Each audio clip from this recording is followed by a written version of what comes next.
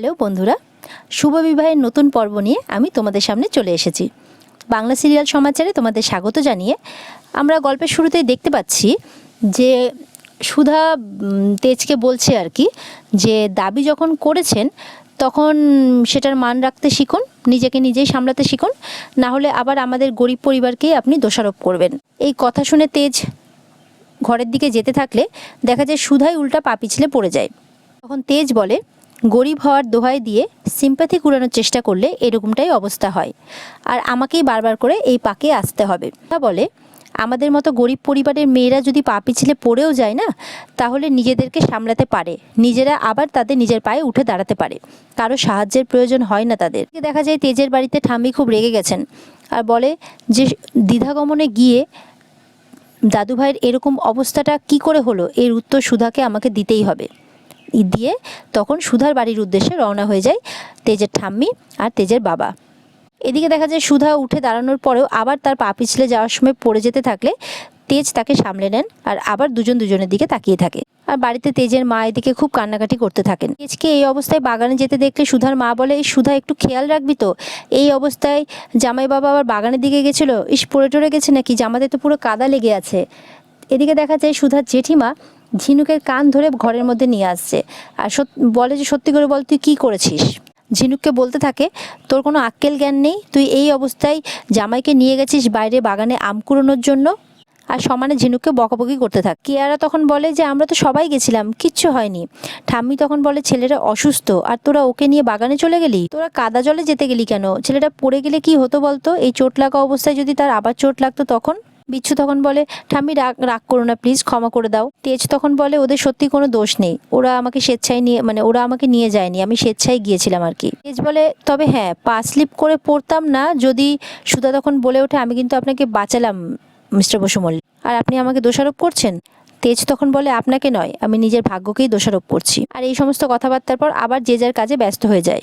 এদিকে সুধা তেজকে সমস্ত খবর জানাতে চাইলে বলে যে দাঁড়ান, আমি খবরের কাগজটা নিয়ে আসছি। ঠিক সেই সময় ঠাম্মি এসে হাজির হয় আর বলে যে কি হয়েছে, এই খবরটা এতক্ষণে সারা রাষ্ট্র জেনে গেছে দাদুভাই। তেজের এই অবস্থা দেখে ঠাম্মি তো খুব ভয় পেয়ে যায় আর খুব রেগেও যায় আর বলে যে শ্বশুরবাড়িতে এসে এই কী অবস্থা হলো তোমার। এদিকে তো আওয়াজ শুনে দোয়েল আর ওর বৌদি ছাদের উপর থেকে দেখতে থাকে যে কি হচ্ছে, চল চল দেখি একটু মজা নেওয়ার জন্য আর কি। তেজ তখন বলে, ঠাম্মি এত সকালে তোমরা। তখন ঠাম্মি বলে, হ্যাঁ আসতে বাধ্য হলাম, কারণ আমার মুখের উপর তো তোমরা মিথ্যা কথা বলছিলে। ঠাম্মি তো খুব রেগে গেছে, তেজকে এটা সেটা বলছে। ঠিক সেই সময় তরিতাও এসে ওখানে হাজির। তরিতা বলে যে, এ মা, তুমি কিছু জানো না, এখানে দেখো খবরের কাগজে তো পুরো ছেপে গেছে, আর খবরের কাগজ থেকে তো পুরো শহর জেনে গেছে যে কী ঘটনা ঘটেছে, আর তুমি কিছু জানো না। এই সমস্ত কথা বলতে থাকে তেজের সামনে। ঠাম্মি বলে, এটা হলো কেন, আর কার এত বড় সাহস যে আমার দাদুভাইয়ের গায়ে হাত তোলে। সুধা চুপ করে দাঁড়িয়ে থাকে। তরিতা তখন আরও বলতে থাকে যে, এ কি তোমার জামা কাপড়ে কাদা, তোমাকে কি তোমার শ্বশুরবাড়ির লোক হাটে বাজারেও পাঠিয়েছিল নাকি। তখন সুধার মা আর জেঠিমা এসে বলে, না না না, কি এ কি বলছো, জামাই মানুষ অষ্টমঙ্গলাতে এসেছে আর তাকে দিয়ে বাজার করাবো নাকি। তখন জেঠিমা বলে, আসলে কি হয়েছে, তার ভাই বোনেরা জামাইকে বাগানে নিয়ে গিয়ে একটু মজা করছিল, একটু কাদা লেগে গেছে আর কি জামা কাপড়ে। আমি তখন রেগে গিয়ে বলে, এটা মজার নমুনা, ছেলেটার গায়ে হাতে পায়ে সব জায়গায় চোট, তোমরা কি দাঁড়িয়ে দাঁড়িয়ে মজা দেখছিলে। তেজের কাকা তখন বলে, মা একটু তুমি শান্ত হও না। তখন ঠাম্মি বলে, এটা শান্ত হওয়ার মতো অবস্থা, আজ পর্যন্ত আমি আমার দাদু ভাইয়ের গায়ে একটা আঁচড়ও লাগতে দিইনি, আর সেই জায়গায় এখন দ্বিধাগমনে এসে শ্বশুরবাড়িতে এসে তার চোট লেগে গেল। তেজ তখন বলে, ঠাম্মি আমি একদম ঠিক আছি, তুমি চিন্তা করো না। সুধা তখন বলে যে ডক্টর এসেছিলেন, দেখে গেছেন। তখন ঠাম্মি সুধাকে চুপ করিয়ে দেয়। আমি তখন বলে, তোমাকে ভরসা করে আমি তোমার সাথে দাদুভাইকে পাঠিয়েছিলাম, আর তুমি এত বড় সত্যি কথাটা আমার থেকে লুকিয়ে গেলে। ফোনে তোমাকে আমি বারবার জিজ্ঞেস করেছিলাম যে কি হয়েছে বলো, কি হয়েছে বলো, তুমি আমাকে বলোনি। তেজের বাবা বলে, আমাদের ছেলেটার সাথে এত কিছু হয়ে গেল আর আমরা কিছুই জানতে পারলাম না। এদিকে দেখা যায় তেজের ঠাম্মিরা সঙ্গে করে একজন ডাক্তারনিকে নিয়ে এসছেন, আর তেজের ঠাম্মি বলে, আপনি এক্ষুনি আমার দাদুভাইকে দেখুন, আমি কাউকে ভরসা করতে পারছি না, দরকার পড়লে আমি আমার দাদুভাইকে এক্ষুনি হসপিটালে নিয়ে যাব। জেঠিমা বলতে থাকে, বিশ্বাস করুন, আমরা বারবার করে জামাইকে হসপিটালে নিয়ে যাওয়ার জন্য বলেছি, কিন্তু সুধা বলেছে ও নিজে হাতে চিকিৎসা করবে। ঠাম্মি তখন বলে, নিজে হাতে চিকিৎসা করো আর যাই করো, আজকে তুমি আমার বিশ্বাস আর ভরসা দুটোই ভেঙেছো। আমার মতো মেয়ে যে আমার কাছ থেকে সত্যিটা আড়াল করবে, এটা তো আমি ভাবতেই পারিনি। সুধা তখন তেজের দিকে তাকায়। তেজের বাবা বলে, আচ্ছা না না, বৌমা না হয় ছেলে মানুষ, কিন্তু আপনারা তো ছিলেন, আপনারা তো জানাতে পারতেন আমাদেরকে। তখন জেঠিমারা বলে, আপনারা কিছু জানেন না? এ কি, আপনারা যে জানেন না এটা তো আমরা জানি না। তখন বলে, কিরে সুধা, তুই তো আমাদেরকে জানাসনি কোনো কিছু।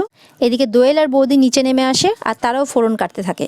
বলে, এই কি সুধা, এত বড় সত্যিটা তুই জানাসনি তোর শ্বশুর বাড়িতে? দোয়েল তখন বলে, সত্যি লুকোতে লুকোতে ওর তো অভ্যেস হয়ে গেছে। ঠাম্মি তখন বলেন, দাদু ভাই আমার প্রাণ সুধা, আর ওর যদি কিছু হয় তাহলে কিন্তু আমি কাউকে ছেড়ে কথা বলবো না, আর তোমাকে কিন্তু আমি কোনোদিনই ক্ষমা করতে পারবো না সুধা। তখন সুধা বলে, না না ঠাম্মি, এরকমভাবে বলবেন না, ওনার কখনো কোনোদিনও কিচ্ছু হবে না। সুধা তখন বলে, কাল ডাক্তার ওনাকে দেখে গেছেন, আমিও ওনাকে চুন হলুদের প্রলেপ লাগিয়ে দিয়েছি। তখন এদিকে তরিতা এসে বলে, কি? তরিতা বলতে থাকে, তুমি কি ভুলে গেছো যে তুমি কাকে বিয়ে করেছো? নিশ্চয়ই তুমি কোনো হাতুড়ে ডাক্তারকে ডেকে এনেছিলে।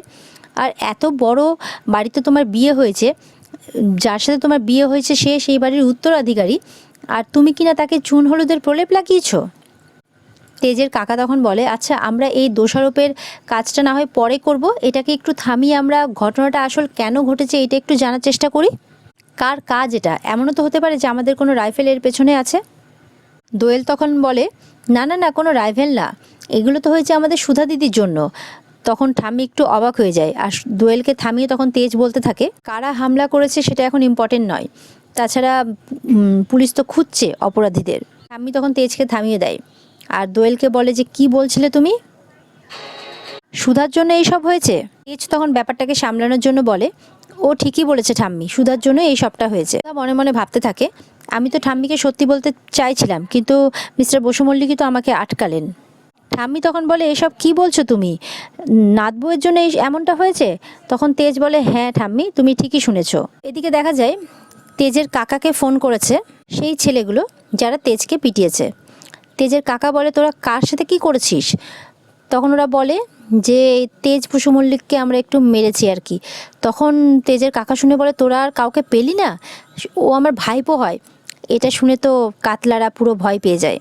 এদিকে সুধা মনে মনে ভাবতে থাকে, উনি আমাকে এতটাই অবিশ্বাস করেন যে আমার নামে দোষ চাপিয়ে দিলেন। উনি সত্যি ভাবছেন যে ওনার উপর হামলাটা আমার জন্য হয়েছে?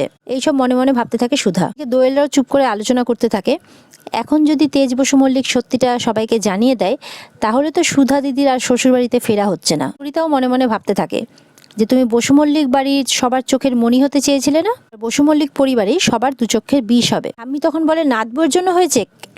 তেজ তখন বলে, হামলাটা সুধার জন্য হয়নি ঠাম্মি, কিন্তু আমি যে তোমাদের সামনে আজকে সুস্থ সবল অবস্থায় আছি এটা সুধার জন্য সম্ভব হয়েছে।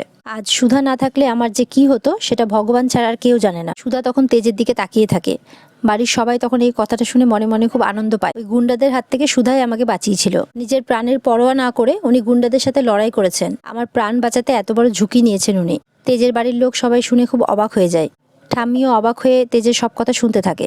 সমস্ত ঘটনা একে একে ঠাম্মিকে খুলে বলে। দোয়েল আর বৌদি বলতে থাকে, এ কি, জামাই তো দেখছি পুরো উল্টো সুরে গান গাইছে। কাকা বলে, বাহ, এ তো দেখছি আমাদের বৌমা একেবারে চ্যাম্পিয়ন। নিজের বাবা বলে, সেসব তো ঠিক আছে, কিন্তু বসু মল্লিক পরিবারের বৌমা ওই গুন্ডাদের সাথে লড়াই করলো। কাকা বলে, নিজের প্রাণের কোনো ঝুঁকি নিয়ে নিজের প্রাণের চিন্তা না করে আজও বসু মল্লিক পরিবারের ছেলেকে বাঁচিয়েছে। বসু মল্লিক পরিবারের সম্মান তো বসু মল্লিক পরিবারের উত্তরাধিকারীর প্রাণ বাঁচিয়েছে। তেজের বাবা তখন বলে, না না, সেসব তো ঠিক আছে, কিন্তু বসু মল্লিক পরিবারের নিয়ম হচ্ছে বউরা অনুমতি ছাড়া বাড়ির বাইরে বেরোতে পারে না। তখন কাকাই বলে যে অনুমতি নিয়ম কানুন এই সমস্ত কিছু থেকে আজকে প্রাণের মূল্য অনেক বেশি দাদা। সমস্ত নিয়ম কানুনের বাইরে বেরিয়ে একটু ভাবো দাদা, যে এই যে তেজ আজকে আমাদের সামনে সুস্থ সবল অবস্থায় বসে আছে সেটা শুধুমাত্র আমাদের বৌমার জন্য। আমি তখন বলে, বসু মল্লিক পরিবারের নিয়ম, বসু মল্লিক পরিবারের অহংকার হলো ছোট খোকা, বুঝলে ছোট খোকা? এই নিয়ম অহংকার এগুলো হচ্ছে এই বসু মল্লিক পরিবারের। ঠাম্মি বলেন, এই নিয়ম হচ্ছে বসু মল্লিক পরিবারের অহংকার ছোট খোকা, আর এই নিয়মের বেড়াজালে আজকে সবাইকে থাকতে হবে ছোট খোকা। তখন কাকাই বলে, মা, এই নিয়ম যদি আজকে, আমি বলতে চাইছি যে এইসব নিয়মের বেড়াজালে ভেসে থাকলে আজকে তোমার যে গর্ব, যে অহংকার, তেজ, তার প্রাণটা রক্ষা পেত তো।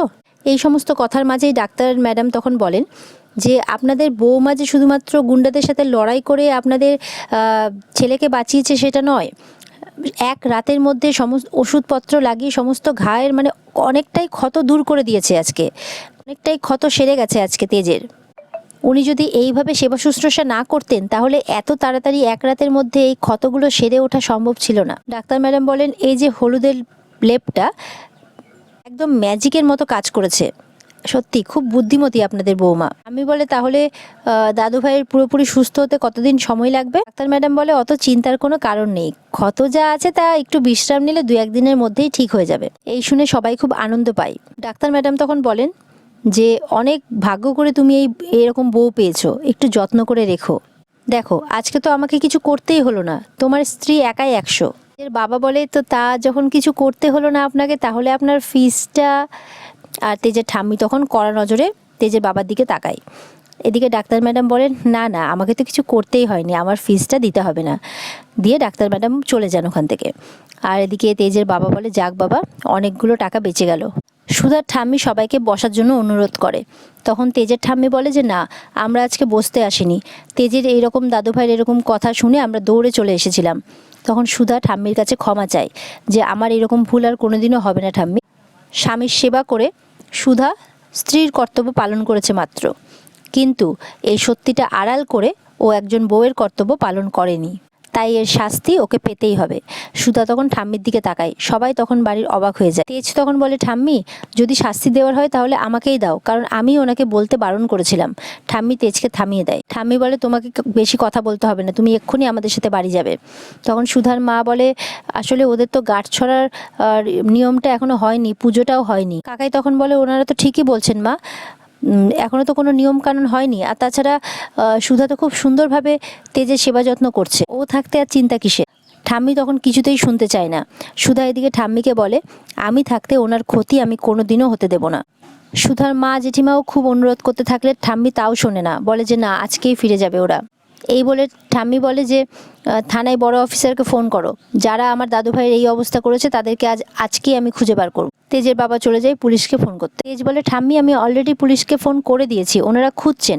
ঠাম্মি বলে খুঁজুক, কিন্তু বড় অফিসারকে বলে আমি এই কেসটাকে আরও তাড়াতাড়ি খুঁজতে চাই, এদেরকে আরও তাড়াতাড়ি খুঁজে বের করতে চাই। ঠাম্মি বলে কারা এই কাজটা করেছে আর কেন আমার নাতির উপরে হামলা করেছে, এই জিনিসটা তো আমাকে খুঁজে বের করতেই হবে। ঠাম্মির দিকে অবাক হয়ে তাকিয়ে থাকে। দিকে তেজ তো মনে মনে চিন্তা করতে থাকে যে ঠাম্মি যদি বড় অফিসারকে দিয়ে খোঁজ করায় তাহলে তো কাতলাদের সত্যিটা ঠাম্মির সামনে চলে আসবে, তাহলে তো সবার সামনে শুধু অপমানিত হবে, ঠাম্মির চোখে ছোট হয়ে যাবেন। না, আমি সেটা কখনো কোনোদিনও হতে দেব না। এই সমস্ত কথাই মনে মনে ভাবতে থাকে তেজ। আর আজকের পর্ব এখানেই শেষ হয়ে যায়। তো বন্ধুরা, এই ছিল আজকের শুভ বিবাহের পর্ব। আগামী পর্ব আবার আমি নিয়ে আসবো তোমাদের সামনে আগামীকালকে। ততক্ষণের জন্য তোমরা অপেক্ষা করো আর ভালো থেকো সবাই। নমস্কার।